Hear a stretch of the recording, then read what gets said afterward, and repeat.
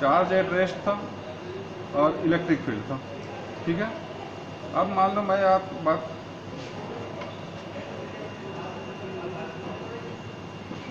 किशन की भी attendance maintain नहीं है बेटा। किशन, तुम्हारा अटेंडेंस मेंटेन क्यों नहीं है? कौन करेगा उसको? अटेंडेंस उसको मेंटेन करो ना। ठीक है, अटेंडेंस उसमें मेंटेन करिए आप। चार्ज एट रेस्ट है, इलेक्ट्रिक फील्ड था। ठीक है, यदि ये चार्ज मूव करने लगे, चार्ज, किशन मंडल तुम्हारा रिजल्ट आ गया है, अटेंडेंस मेंटेन कर देना अटेंडेंस शीट में। महेंद्र से पूछ लेना या स्वप्निल से, स्वप्निल नहीं क्या नाम उसका है ना, तो वो बताएंगे आपको कहाँ है वो अटेंडेंस में पी लगाना है, या किसी फ्रेंड को बोलना लगा दे, आपसे नहीं बनेगा तो। यदि ये मोशन में आ जाए चार्ज, तो क्या ये इलेक्ट्रिक फील्ड में रखे जाने पर ये फोर्स एक्सपीरियंस करता था यहाँ, और कितना फोर्स एक्सपीरियंस करता था? Electric force. तो मेरा क्वेश्चन ये है कि यदि मोशन में है और इलेक्ट्रिक फील्ड की प्रेजेंस में, क्या उस पर फोर्स लगेगा या नहीं लगेगा? क्या वो फोर्स एक्सपीरियंस करेगा या नहीं करेगा?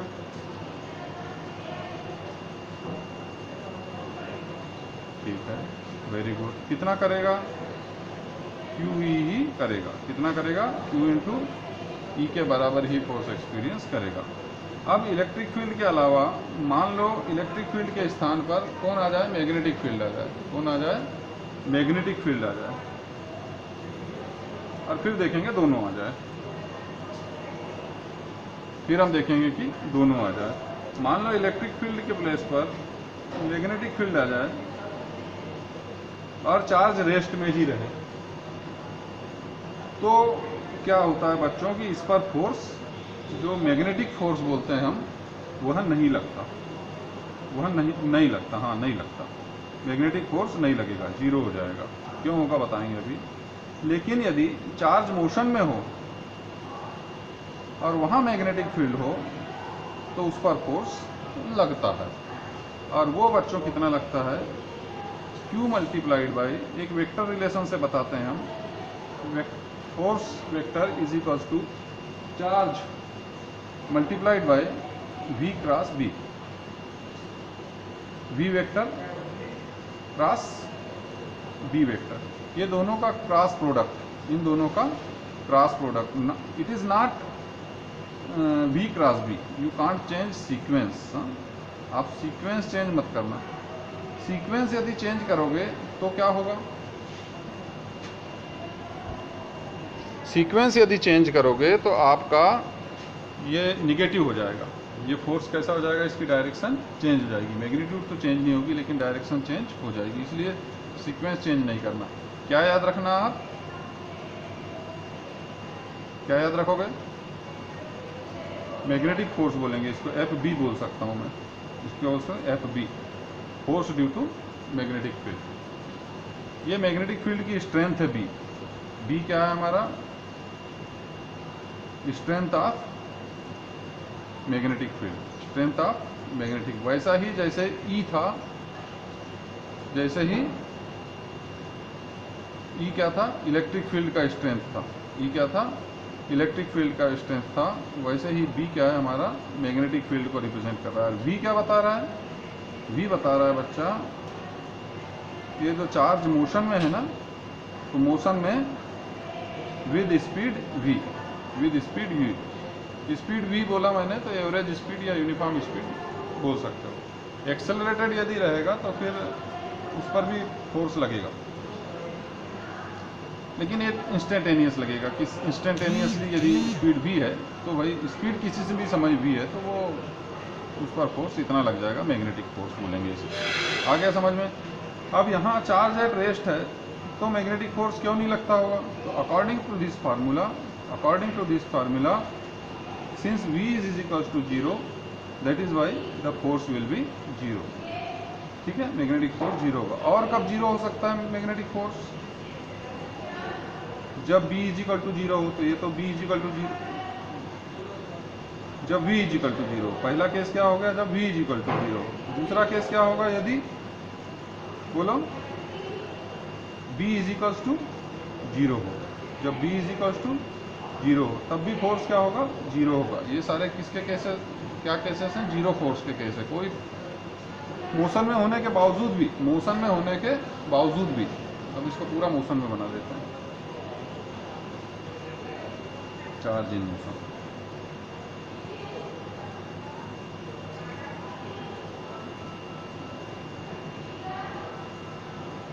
ठीक है, हमारा चैप्टर शुरू हो गया, चार्ज इन मोशन। तो यदि मैग्नेटिक फोर्स 0 हो, मैग्नेटिक फोर्स 0 होगा किस किस केस में, यदि V 0 हो, B 0 हो, V या B में कोई भी 0 हो तो मैग्नेटिक फोर्स 0 होगा, FB will be 0 if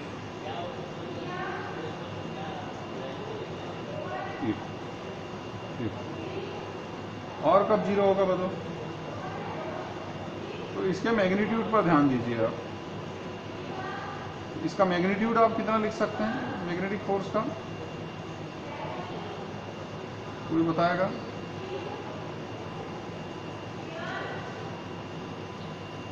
two into V into B, B means magnitude of V, B means magnitude of magnetic field strength and sine theta.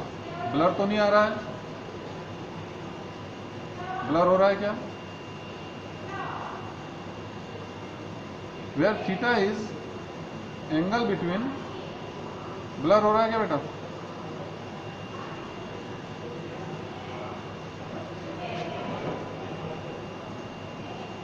Blur तो नहीं हो रहा है display. Here angle theta is angle between vector V and vector B. Vector V and vector B. Suppose B is in this direction like this, and V is in this direction. Your positive charge is moving is in this direction. This is for positive charge. So if positive charge is moving in this direction, magnetic field is like this. Magnetic field कैसा लगा हुआ है, ऐसे लगा हुआ है, ऐसे लगा हुआ है, ऐसे लगा हुआ है।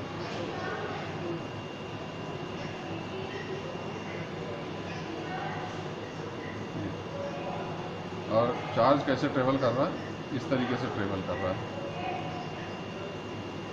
ये पॉजिटिव चार्ज इस तरीके से ट्रेवल कर रहा है। तो यहाँ वेक्टर B और वेक्टर V, वेक्टर B और वेक्टर V के बीच का एंगल यदि कितना है, मैग्नेटिक फील्ड और वेलोसिटी वेक्टर के बीच का एंगल यदि थीटा है, तो आपका जो फोर्स का मैग्नीट्यूड होगा वो कितना होगा, QVB साइन थीटा। अब यदि थीटा इज इक्वल्स टू 0 हो जाए तो sine theta is equals to कितना हो जाएगा, साइन 0, और साइन 0 की वैल्यू 0, तो ये मैग्नीट्यूड कितना हो जाएगा आपका, 0। इसका मतलब when B and this V they are parallel, so when V and B are parallel means theta is equals to 0, parallel or anti-parallel, because sin 180 will be again 0, sin 0 will be 0 and sin 180 is also 0। तो चाहे parallel हो चाहे anti parallel हो, मतलब theta is equal to 0 हो चाहे 180 degree हो, आपका मैग्नेटिक फोर्स इस केस में भी क्या होगा, 0 होगा। ठीक है, तो इन स्थितियों में मैग्नेटिक फोर्स नहीं लगेगा। ये हुई मैग्नेटिक फोर्स की बात, लेकिन अभी पूरी बात नहीं हुई। इसकी डायरेक्शन कैसे पता चलेगी, मान लो फोर्स लग रहा है तो डायरेक्शन कैसे निकालेंगे आप, तो आपको मालूम है कि वेक्टर प्रोडक्ट की डायरेक्शन कैसे निकालते हैं। वेक्टर प्रोडक्ट की डायरेक्शन के कंसेप्ट से आप इसकी डायरेक्शन निकाल सकते हैं। आपको वेक्टर प्रोडक्ट की यदि याद दिला दूँ मैं तो it is V2B। V cross B का मतलब क्या होता है? V2B। मतलब यदि V इस तरफ है और B इस तरफ है तो आपको क्या करना है, अपना राइट हैंड रूल से लगा सकते हैं आप कि आपकी जो ये चार्ज है पॉजिटिव चार्ज, नेगेटिव चार्ज के लिए ठीक अपोजिट टू पॉजिटिव करना है ना। पॉजिटिव चार्ज है, पॉजिटिव चार्ज के पास ऐसे रखना है, V की तरफ आपकी फिंगर्स पॉइंटेड होनी चाहिए। आपकी जो फिंगर्स है वो किस तरफ होना चाहिए? V को पॉइंट करना चाहिए इस तरीके से, और आपकी इस तरह से पॉइंट करना चाहिए, आपके राइट हैंड का पाम इस तरह से होना चाहिए कि वो B की तरफ मुड़ सके। ये इसको बोलते हैं V2B। तो इस केस में जो थंब होगा वो फोर्स की डायरेक्शन को दिखाएगा। मतलब यहाँ पर जो फोर्स लगेगा चार्ज Q पर वो कैसा लगेगा? Perpendicularly upward, perpendicularly upward to the plane of this tile. इस पेपर के, इस टाइल के प्लेन के परपेंडिकुलर अपवर्ड, परपेंडिकुलरली अपवर्ड। हम डॉट का यूज़ करते हैं परपेंडिकुलरली अपवर्ड के लिए, परपेंडिकुलरली अपवर्ड के लिए, और क्रॉस का यूज़ करते हैं परपेंडिकुलरली डाउनवर्ड, नीचे की तरफ के लिए। तो आपका फोर्स जो लगेगा ऐसे ऊपर की तरफ लगेगा। यहाँ देखिए, हमको ऐसे नहीं करना है। यदि पाम को हम ऐसे करेंगे तो हमारी जो ये फिंगर होगी ये किस तरफ मुड़ पाएगी? बी की तरफ मुड़ेगी क्या? वी से नहीं मुड़ेगी। किधर जाएगी? बी के अपोजिट हम मोड़ पाएंगे, बी की डायरेक्शन में नहीं मोड़ पाएंगे। हमको ऐसा रखना है अपना राइट हैंड का पाम, अंगूठा को परपेंडिकुलर रखते हुए हमारी our finger should point towards V and it should be able to move, और कर्ल बोलते हैं, curl towards B. Then thumb will show the direction of force. इसके अलावा आप कार्टेशियन सिस्टम में भी जा सकते हैं, जहाँ IJK वाले सिस्टम में यदि ये I कैप की डायरेक्शन हो, ये आपका J कैप की डायरेक्शन हो, और ये K कैप की डायरेक्शन है। X एक्सिस, Y एक्सिस और Z एक्सिस के अलॉन्ग यूनिट वेक्टर्स हैं ये। तो इसमें आपको जो क्रॉस प्रोडक्ट है ना वो भी काम आता है कई बार, जब परपेंडिकुलर रेक्टेंगुलर कंपोनेंट्स होते हैं। तो आपसे मैंने क्या बोला था? I J और बोल दीजिए K, ये भी इसमें काम आ जाता है कई बार। इसका क्या कहानी है बता दीजिए? I cross J is equal to K, और यदि ऑर्डर उल्टा हुआ तो नेगेटिव, यदि ऑर्डर उल्टा हुआ तो नेगेटिव। ये आपको विजिबल है स्क्रीन पर। J ये साइक्लिक ऑर्डर में है। K cross I is equal to, K cross I is equal to J।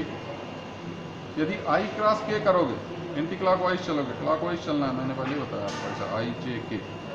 यदि I क्रॉस K होगा तो माइनस J हो जाएगा बेटा, है ना। Actually cross product do not obey law of commutative, commutative law of production को ये ओबे नहीं करता। आप क्रम नहीं बदल सकते, प्रोडक्ट में का क्रम नहीं बदल सकते, you can't change the sequence. तो K cross I is equal to J हो जाएगा, J cross K is equal to I हो जाएगा, I क्रॉस J K हो जाएगा यदि रिवर्स हुआ, और I cross K minus J हो जाएगा, क्योंकि आप उल्टा चलना पड़ रहा है। आपको कैसा चलना पड़ रहा है? उल्टा चलना पड़ रहा है। तो ये चीज़ भी इसमें काम आती है। इसमें एक लॉरेंट्ज फोर्स बोलते हैं किसे, यदि इलेक्ट्रिक फील्ड और मैग्नेटिक फील्ड दोनों लगे हों और चार्ज मूव कर रहा है तो उस समय जो फोर्स लगता है उसको लॉरेंट्ज फोर्स बोलते हैं। और ये होता है दोनों का मिला जुला, लॉरेंट्ज फोर्स। ये हो जाएगा टोटल फोर्स उस केस में इलेक्ट्रिक फोर्स और मैग्नेटिक फोर्स के सम के बराबर, वेक्टर सम के बराबर।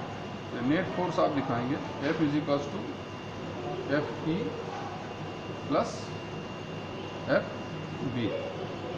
in the presence of both electric field and magnetic field.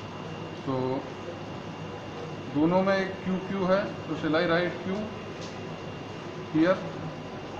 So QE plus V cross B. V cross B. Like this. Okay. This is our Lorentz force. तो ये सब positive charge के लिए, यदि negative charge हुआ तो direction क्या होगी? नेगेटिव हो जाएगी, अपोजिट हो जाएगी. इफ चार्ज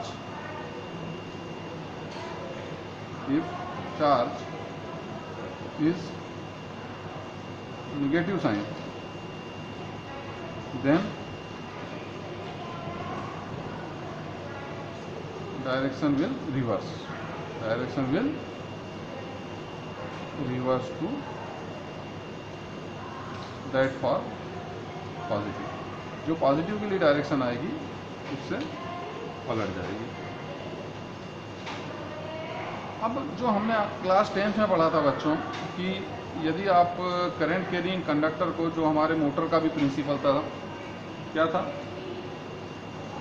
मोटर का प्रिंसिपल? क्या था? इलेक्ट्रिक मोटर का प्रिंसिपल याद है किसी को क्लास 10th में? मोटर का प्रिंसिपल क्या था? मोटर का प्रिंसिपल था बच्चों कि if we place current carrying conductor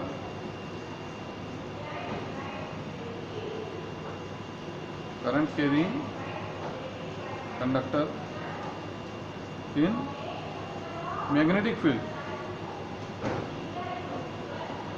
it will experience force. और कितना फोर्स एक्सपीरियंस करता था ये बता दीजिए? यदि आपने परपेंडिकुलर रखा हो तो ये करता था ILB, यदि परपेंडिकुलर रखा हो मैग्नेटिक फील्ड के. अदरवाइज इसका मैग्नीट्यूड था ILB साइन थीटा. याद आया आपको? इसी को आप लिख सकते थे vector relation, vector F is equal to IL vector quantity cross B. I vector नहीं स्केलर है, L वेक्टर नहीं IL वेक्टर है क्रॉस B. तो इसका हम डेरिवेशन देखेंगे अभी, और ये समझने की कोशिश करेंगे कि इस मैग्नेटिक फील्ड में, मान लो इस तरह से मैग्नेटिक फील्ड लगा हुआ है बच्चा, और यूनिफॉर्म टाइप का मैग्नेटिक फील्ड है, मतलब इसकी जो मैग्नीट्यूड और डायरेक्शन है वो सभी जगह एक जैसी है. तो इस यूनिफॉर्म मैग्नेटिक फील्ड, इसकी स्ट्रेंथ B है, इसके अंदर कोई कंडक्टर रखा हुआ है यदि इस तरीके से, तो इसकी किसी L लेंथ पर, अंदर इसकी किसी L लेंथ पर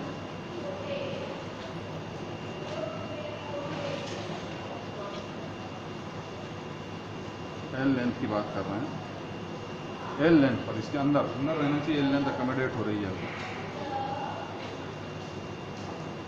कितना फोर्स लगेगा? और वो फोर्स होगा F is equal to IL cross B. और कितना लगेगा? क्यों लगेगा? ठीक है, लगेगा तो इतना वाई.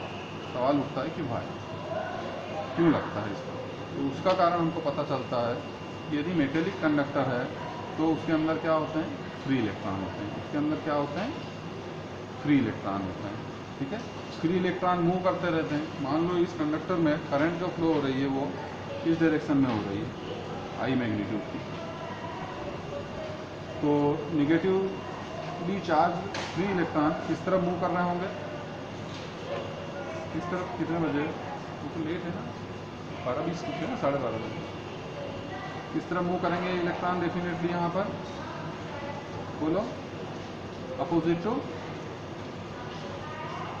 इलेक्ट्रिक करंट, इस तरफ मूव कर रहे होंगे. क्योंकि ये अभी हमने देखा कि मूविंग चार्जेस, अभी हमने देखा कि moving charges here in case of metallic conductor, these moving charges are nothing but free electrons. free electrons. तो moving charges, तो nothing but free electrons. So free electrons are moving in magnetic field, and these free electrons experience force. These free electron experience force. That is why total conductor experience force. So force on any one electron. Force on any one electron. What can be the force on any one electron? If electron travels or moves, if electron travels or moves with average constant speed, and that is what? Drift speed, Vd. Drift speed. Making an angle with theta. Making an angle with B, theta. Yeah. B. So with B. Vd. So by magnetic force formula on moving charge, we know that what? Fb is equal to Q into V cross B. Perfect. ठीक है बेटा. Here Q is nothing but E. यदि हम sign size रखें तो minus E. ठीक है. तो यदि हम मैग्नीट्यूड की बात करें, केवल चार्ज के मैग्नीट्यूड की, तो ये चार्ज और इलेक्ट्रॉन E हम रख सकते हैं. ठीक है. V की प्लेस पर हम क्या रखेंगे? यहाँ दिख रहा है आपको, कट तो नहीं रहा है? Vd. V की प्लेस पर क्या रखेंगे हम? Vd. और मैग्नेटिक फील्ड कितना है? B. मैग्नेटिक फील्ड कितना है? B is magnetic field.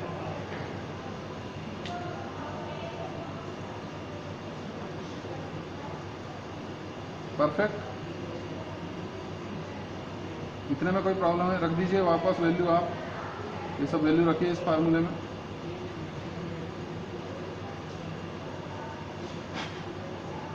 रख दीजिए. कितना आएगा बेटा? F B is equal to Q की जगह ई रख दीजिए. केवल मैग्नीट्यूड रख रहा हूँ मैं, डायरेक्शन में अपोजिट आएगा. पॉजिटिव चार्ज पर जो फोर्स लगता है उसके अपोजिट ई रख रहा हूँ. एक चार्ज पर V is Vd and this is V. ठीक है. This is on one charge. This is on one charge. इसको मैं स्मॉल FB से दिखा दूँ, थोड़ा डिफ्रेंशिएट करना. टोटल चार्ज को कैपिटल से दिखाऊंगा मैं. ठीक है बच्चा. कोई आवाज़ नहीं आ रही है कहीं से. आज सन्नाटा क्या है? पानी गिर गया? ठंड लग गई क्या? Our motto is, what is our motto? To find out F on L length. F on L length. So we will go for how many electrons. We want to know how many electrons will be there in L length. How many electrons will be there in L length? Suppose n number of electrons are there in L length. N number of electrons in L length. And cross sectional area भी हमें assume करना पड़ेगा क्योंकि आगे जाके ज़रूरत पड़ेगी. And cross sectional area is a मान लिया हमने. सो ईच इलेक्ट्रॉन क्या करेगा? प्रत्येक electron experience force in same direction. Same direction में लगेगा प्रत्येक इलेक्ट्रॉन पर फोर्स और सेम मैग्नीट्यूड का लगेगा। So total force F is equals to कितना हो जाएगा, n टाइम्स हो जाएगा इंडिविजुअल फोर्स का। जोड़ते चले जाएंगे ना, जोड़ देंगे हम FB 1 पर प्लस 2 पर up to n times. You got the idea behind the derivation or behind the formula? अरे मैं अकेला हूँ मीटिंग में, कोई है?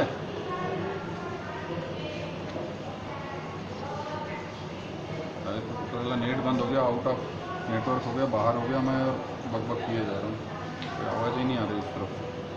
सब्स्टिट्यूट अब हमारा क्या करें, इसे हम इक्वेशन नंबर 1 कर दें और इसे हम इक्वेशन नंबर 2 कर दें। Now think for n, now think for n, what will be the n? So think for n. So if number of electrons per unit volume of our conductor is n, number of electrons per unit volume is small n. So how many volume will be there of the conductor with cross section area A and length L?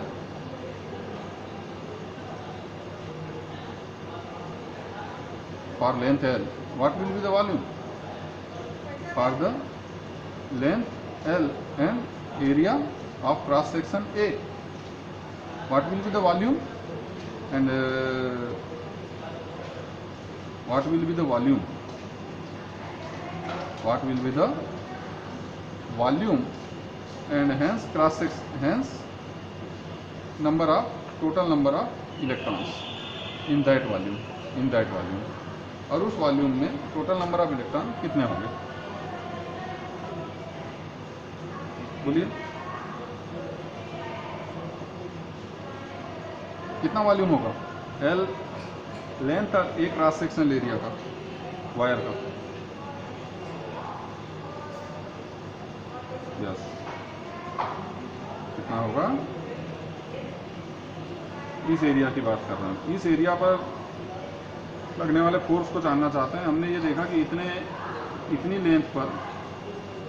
इतनी length के wire पर कितना force लगेगा, हम ये जानना चाहते हैं। वो फोर्स हमको पता चला कि क्यों लगता है, फ्री इलेक्ट्रॉन के मोशन के कारण लगता है। अच्छा ठीक है, ड्रिफ्ट स्पीड से मूव करते हैं, ड्रिफ्ट स्पीड करा दी, ओके मैग्नेटिक फील्ड के अंदर उतनी स्पीड से मूव कर रहे हैं, इसलिए वो फोर्स उन पर लगता है। ठीक है, इतना भी समझ में आ गया। हमको ये देखना पड़ेगा कि हर इलेक्ट्रॉन पर सेम फोर्स लगता है। एक इलेक्ट्रॉन पर लगने वाला फोर्स हमने निकाल दिया, तो हमको ये देखना है कि टोटल कितने इलेक्ट्रॉन इसमें आएंगे। तो हमको ये देखना पड़ेगा कि वॉल्यूम कितना है। तो वॉल्यूम कितना है हमारा, आपने बताया एयर। वॉल्यूम कितना बताया आपने, एयर। इतने का वॉल्यूम कितना होगा, एयर।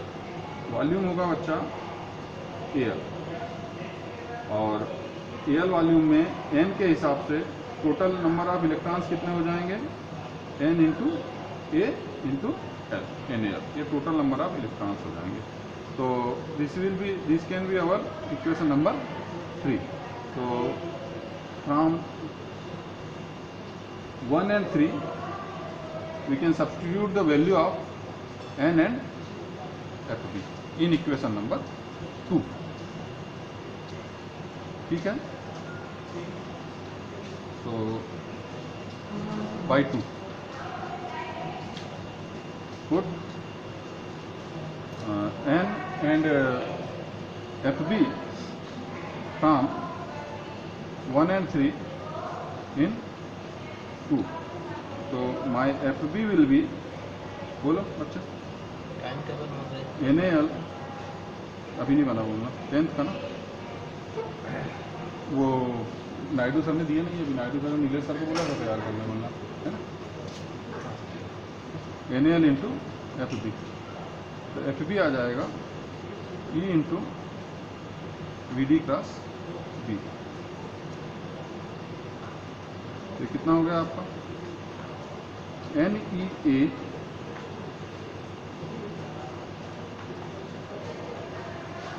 बोलिए, NEA VD cross B NEAVD cross B, और साथ में कौन लगेगा? L लगेगा। साथ में कौन है? L है। कितना होगा देखिए, NEAVD L क्रॉस B। तो NEAVD जो है ये आपका क्या है, आप जानते हैं कि ये किसकी वैल्यू है? बोलिए, करंट और लिफ्ट स्पीड, हाँ I की वैल्यू है, ये I की वैल्यू है। तो हम इसे लिख देंगे IL टोटल वेक्टर प्लस ये हमारा फोर्स निकल आएगा पूरे L लेंथ पर आपका B मैग्नेटिक फील्ड।